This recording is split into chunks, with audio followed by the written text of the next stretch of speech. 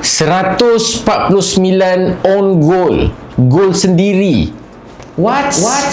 Antara perlawanan yang paling pelik dalam sejarah bola sepak. Untuk konten kali ini, cerita sejarah. Yang ini episod 2 tau.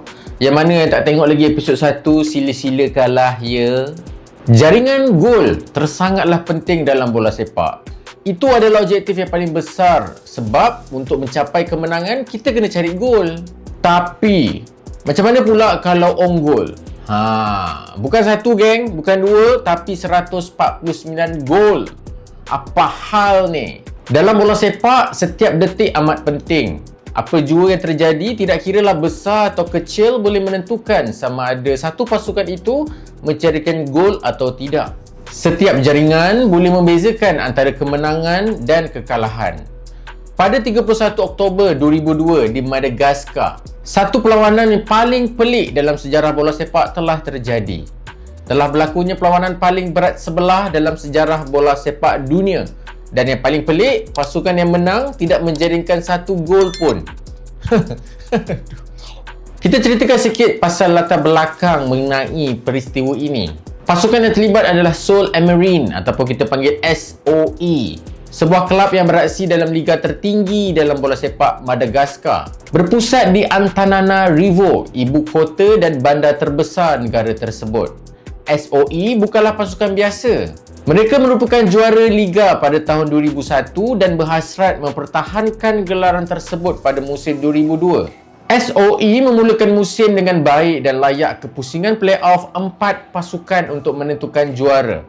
Namun, nasib buruk menghampiri dalam perlawanan kedua terakhir playoff apabila mereka seri 2-2 menentang DSA Antananarivo. Keputusan seri itu menamatkan peluang SOE untuk mempertahankan kejuaraan. Gelaran liga disahkan milik musuh ketat mereka, AS Adema.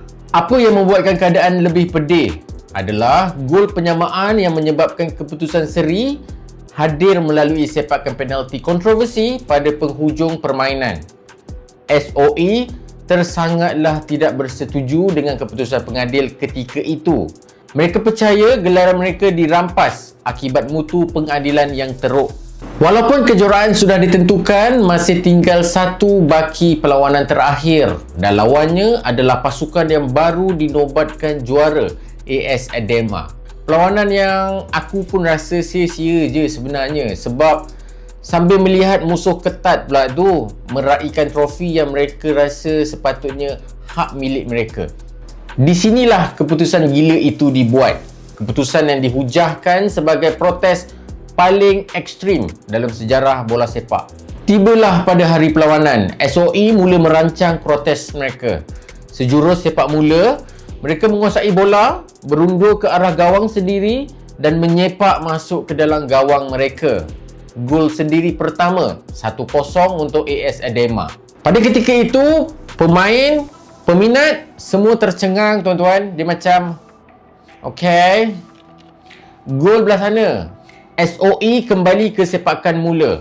Ulang perkara yang sama, 2-0. Mereka terus mengulangi berkali-kali. Okay, setiap 36 saat akan ada satu gol sampailah 90 minit. Aduh.